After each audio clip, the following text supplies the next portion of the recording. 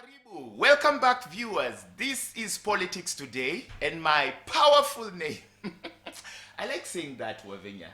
My powerful name is Jonah Simba, and my powerful guest is Wavinya.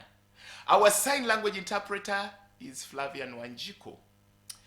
Now, Wavinya, we've just been speaking before we went for the break, and it's hitting me that you as a youth are playing a very, very big role in social engineering.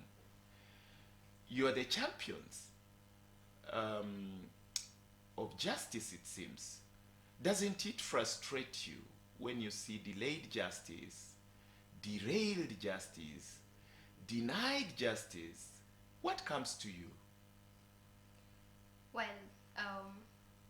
in every situation in life, when you are marginalized, when you are excluded from what's rightfully yours, emotionally you will be hurt.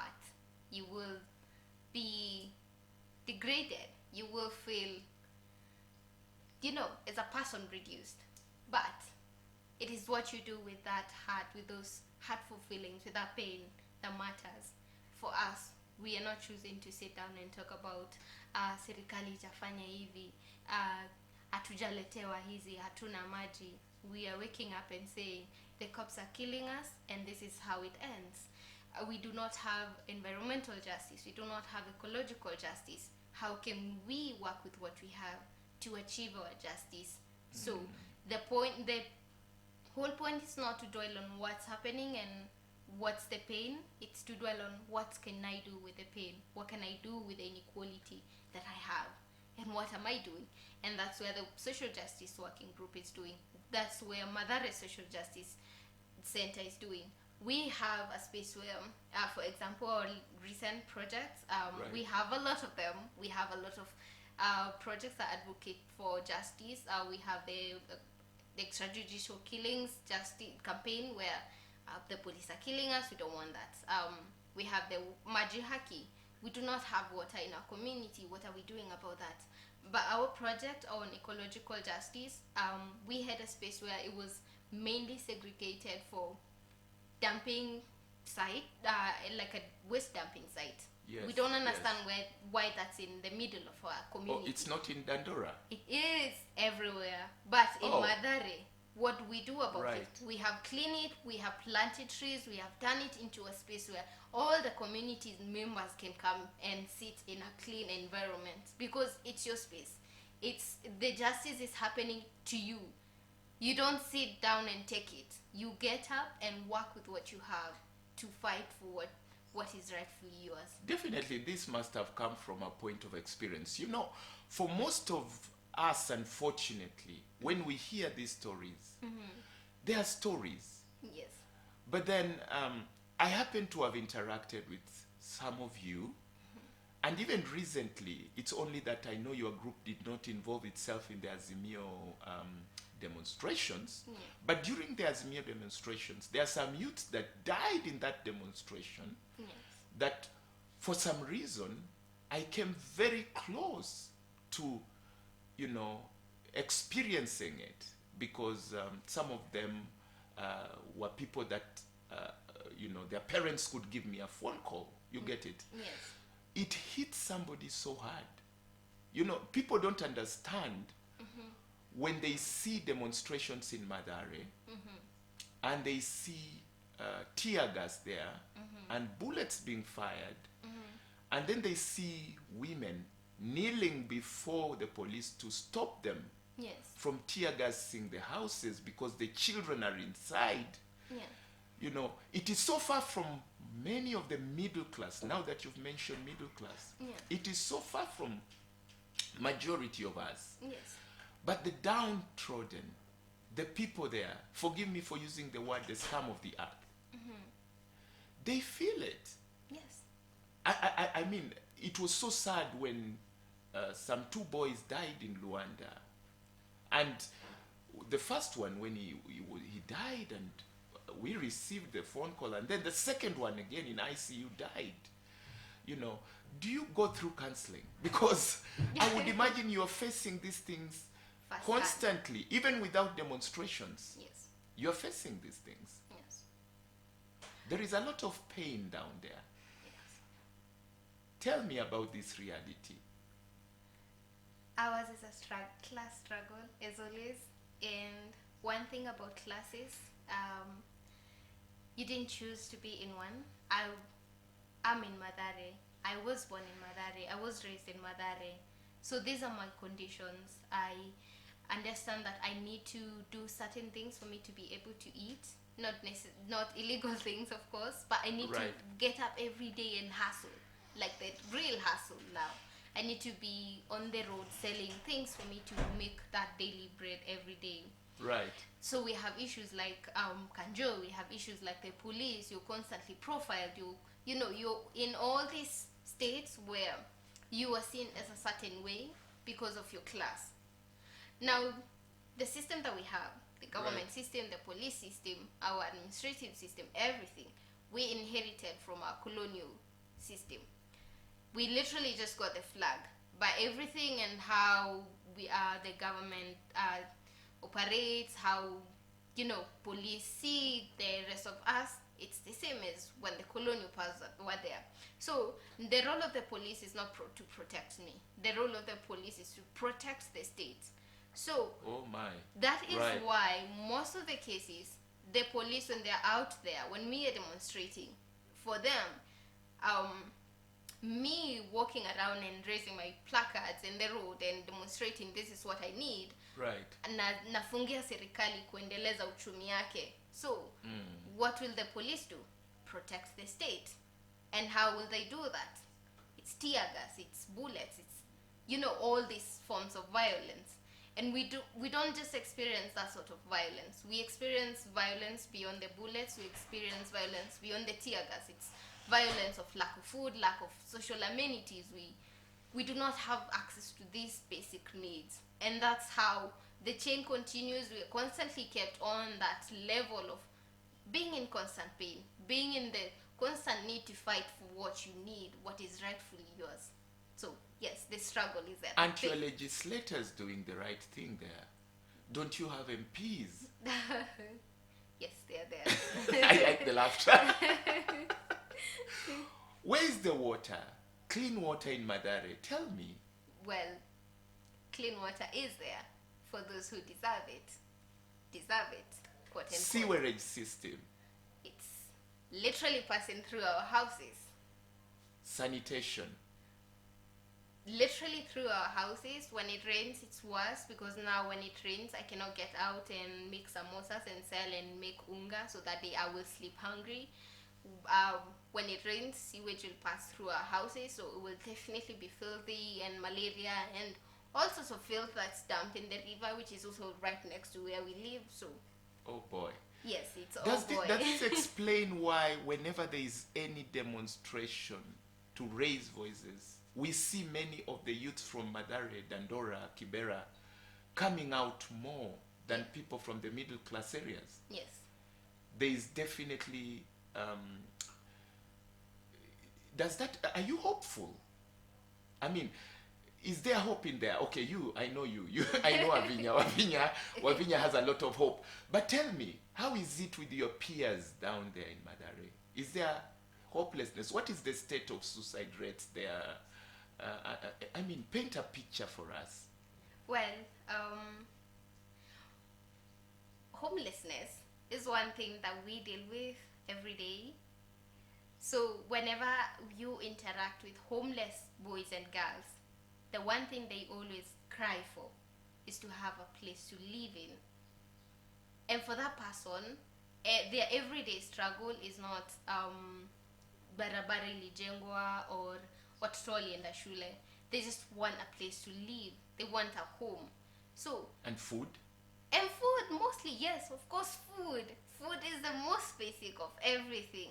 And for that person, Right. talking about hope without showing them a way, it will be really hard. And that's where cases of suicide increase, cases of drug dependence increases.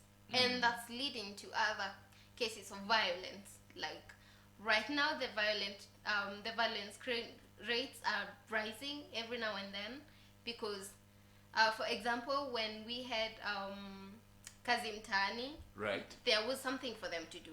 Now there's literally nothing for the really marginalized youth to do. So what they do drugs, they sleep on the roads, they steal from you. It's a struggle. It's Now, chaotic. there's a devolution conference going on in Eldoret, in Uasin Gishu. You are aware of that? Yes.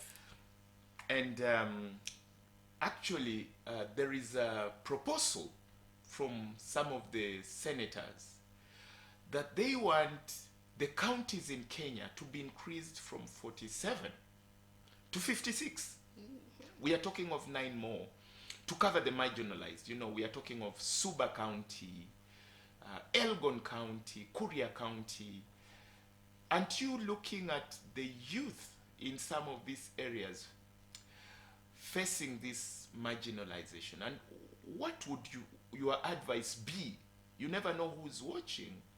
Maybe the legislators and the people who can push the agenda of dealing with marginalization are watching. What do you have to say about coming out of marginalization? Are you feeling marginalized as a youth? And as a woman. And as a woman, definitely. Yes. I have been working on marginalization, especially of young people and of women.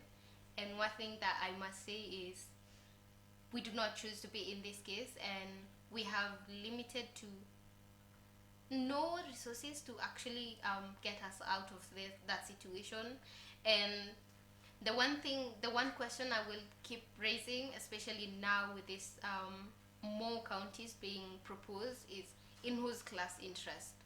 How exactly are we going to ensure that having more counties will increase the responsiveness of some of these interventions that we put across? Yes, a certain rural community has been segregated, and yes, we propose that we have them as their own administration, but how is that going to be different from the administration that they already have? Yes, the counties right now already have budgets for their own counties, but why are they not making sure that the whole community gets access to what they need? Why is this not happening? And how is increasing more administrative offices helping the case? That's my question. How, in whose class interest? You know, Marsabit is the biggest county in terms of surface area. Yes, geographic. Yeah. You know that, eh? Yeah. Followed by Turkana, I think. Yeah, and they also the most marginalized. Yes, because I'm looking at how big Marsabit is, Yes. how big Turkana is, Yes. and the way they are marginalized. That tells me something. Do we need to reduce the sizes of these counties? Because the marginalization, you remember the recent hunger situation. In fact, Marsabit is not yet out of the hooks. Yes. There are places where NGOs and the government have not managed to penetrate to provide food aid Yes. because the county is vast. And there are people suffering in silence who no one will ever know they died out of hunger. But the counties are based on the population. The resources are allocated based on the population, not on the size, not on the Surface geographical area. size. Yeah, it's based on the population available. So the current government should ensure that the resources available or the resources they get from the national government are enough for the population in that county. Because at the end of the day, your job is to make sure that your citizens are well fed, your citizens are comfortable, they have access to quality education, they have access to quality and safe water, and they are safe, especially women and girls, because we also have cases of climate migration mostly in those counties. We also have cases of GBV, cases of early marriages and teenage pregnancies in those marginalized communities. Is it because the leadership there is failing, or is it because that the leadership is too small for a too large region? That's the question. Right. Maybe these things need to be put in the bipartisan talks. You're aware there's some talks coming up. Yes. Yeah. One team has Kalonzo leading it. That is Azimio, Honorable Kalonzo Musyoka. And the Kenya Kwanza team has one Kimani Ichung'wah leading that group. And by the way, there is one woman in the Azimio list for men. Yeah. And then there's been something going on in Parliament to make it that they're passing something to make sure that the deliberations that come out of that bipartisan talk, can be taken as legal. They are within the frameworks of the Kenyan Constitution. On that list of the needs there is the cost of living, electoral reforms. Are you feeling that when this class, quote unquote, are talking, they are thinking of the youth that demonstrated in the streets? Yeah. It is the youth who pushed in the streets. Yes. It's the youth who got tear gassed in the streets. Who got shot? It's the youth who got shot. It's the youth who lost their friends. Yes. As these people are talking, is the agenda of the youth really going to be the center there? And what is your opinion? Most of these talks scare me because mostly it's never in the interest of our class. Case example, the handshake situation that happened with the former government. It was a handshake, right. And that was the end of that. And now we have these talks coming up. It's about the high cost of living, but how does that translate for you? How does that translate for me? How does that translate for someone else? It's the electoral reforms. Yes. How does that affect me as a member of the working class? How is that relevant to me? You remember when I said the youth that we deal with, they're homeless. They are people who operate on hand-to-mouth economies. Like, if I don't work that day, I will definitely not eat.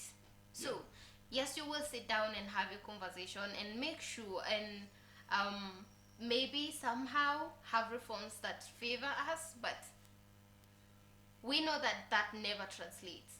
Definitely, when there is, they're saying, Azimio Group has gone out clearly to say that in case these people don't take, Kenya Kwanza does not take this deliberation seriously, they are going back to the streets. And whenever there is a demonstration, early in the morning, the first dispatchment of police officers to Mathare. Yes, and Kibera, and Dandora. Kayole, and Dandora. And I don't understand why. Because they understand that is where the masses are.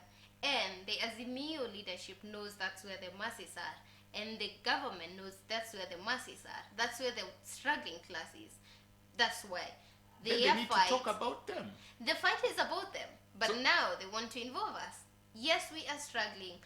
They will sit down and discuss, this is where we are at, this is what's happening. But how does that reflect on us? Mimi Nike struggle na unga, it's not the same for him. The struggle that he has, it's not the same for the struggle that you have. The cost of living is high, but it's totally different. It's translated differently. Oh my. Differently for us. For him, it's maybe... for him, he can hit that day. It's for hay. me, it's hay for the horse, or maybe fuel for the vehicle. Exactly. For me, it's literally where am I going to sleep if I don't work today and afford my rent? For me is, what do I do when my mother calls me and asks me for money and I don't have any to send her back in the village? The struggle is totally different, and the conversations that they have do not reflect the kawaida citizen. So for us, whether they have the dialogues or not, it's a non-issue. We need to have our voices in those spaces. So who is the kawaida citizen? Is it the middle class or is it the downtrodden? It's the working class, the peasants, the marginalized. It's the youth who never got to go to Netherlands even though the opportunity was there. It's the youth who was shot because he got up and took a postcard on the road to say, I am hungry, I cannot afford 200 for unga. It's the child that was going to school and was shot or was tear gas. It's the child that was in class and could not concentrate because they didn't eat. It's us who were struggling. It's us who do not even afford fare to go anywhere. You just wake up and hope that Are these the things that Michelle Mugo highlighted? Yes. It's the thing things that the working class struggles with every day, but we want to see at it as a statistics. That's the problem. We've been reduced to statistics, like the average Kenyan has had this and this, the average Kenyan doesn't have this and this. Background, the reality is very hurtful. The reality is very disheartening. We have youth translating and transforming their lives into situations they never thought they could be in because they have been forced to be there. Like, you have education or you don't have education. For example, I'm educated. It's been a couple of years. I haven't translated that into anything. Why? But it's not. Why? Is it out of marginalization? Exactly. These opportunities are available, but how can I reach them? There is the gap. You don't know anybody. Exactly. I need to know someone. I need to be in a certain space to access those opportunities. But in Mathare, all I'm seeing as, especially because of my dreads, is a thug that needs to be shot or tear gassed. And that's the reality. And that's why Azimio will come for me to raise the placards for them. And the government will see me as someone that needs to be tear gassed. And that's how it is. So we need to Are you mistaken for rogue? Bank smoking? Well, I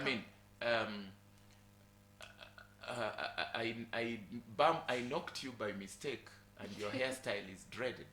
Yes. Yes, are you mistaken? Is someone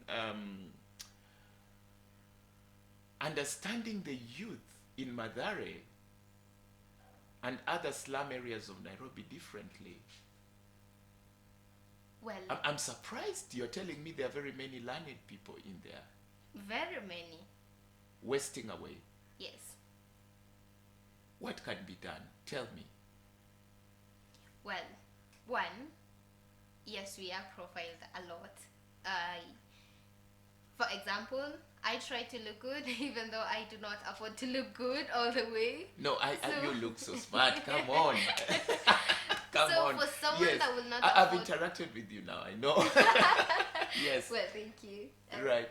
For someone that will not afford to constantly maintain a certain clean look, will definitely be termed as a thug or mvutabangi and all those words. I have been termed that before and I had to keep working hard to never look like that.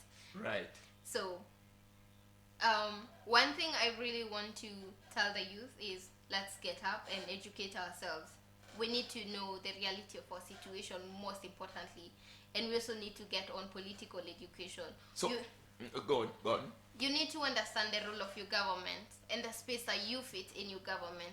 You need to know that it is your right to get access to basic amenities, and it is the duty of your government to serve you as a citizen of this country. So get up and educate yourself. Yes, I do not have access to, say, decent work, decent employment, but I am not sitting down and saying, oh, I can't, I don't have an opportunity, blah, blah, blah. I'm getting up and educating myself and putting myself in a space where I can be in a better position to access these opportunities. Please do not sit on yourself. You have potential, and get up and use it. And you're doing it. You're doing it, Wavinya. Yes. I'm seeing you touching so many youths around your areas. Now, let me ask you, you heard of one Koigi Wamwere? Yeah, Koigi Wamwere kept dreadlocks like yours and many of your people. He had reasons why he kept dreadlocks. So many of you people around there, do you have a reason why you're moving with dreadlocks? And if I touch your dreadlocks, it's not saloon made. This is natural. Yes. This is grown. Is there a reason why you're keeping the dreadlocks? Or is it that you don't have combs? I give you donation for combs to comb your hair. Do you have a reason why you're keeping the dreadlocks? I will go back to the imperialist government where black hair has always been termed as ugly hair and kempt when it's occurring in its natural form. So at first I did not keep dreads for all that political, all that I'm fighting for being African. It was just hard for me to comb my hair in school, and it was Right. salon is expensive. I literally cannot afford. But this is just my hair; it's growing on its Oh, own. so it has something to do with the expenditure on hair. It has a lot And to do there's with class taxation. struggle. Yes. And there's taxation that has been put on making Yes. hair. Yes, but dreadlocks in their essence have been used in the movement a lot, in the struggle a lot, with the likes of Mau Mau, in the likes of what's the other struggle? Just the Mau Mau. The Mau Mau were very much particular on keeping their hair as dreadlocks because it's the African way of keeping my hair. Yeah, but there's someone in Jamaica who puts it for the sake of jar. I do not know. I bought socks the other day and I struggled wearing it. It has the reggae colors, Uh-huh. and then on it they have drawn a green flower. Someone told me if you put these on, you'll be mistaken for a bank smoker. Oh wow. Tell me, um, if I gave you the socks and you put it on, I'm sure you have. Is there a difference between them and you? Because Well- these people are putting on for the reggae reason, Jah movement. You're talking about fighting another cause.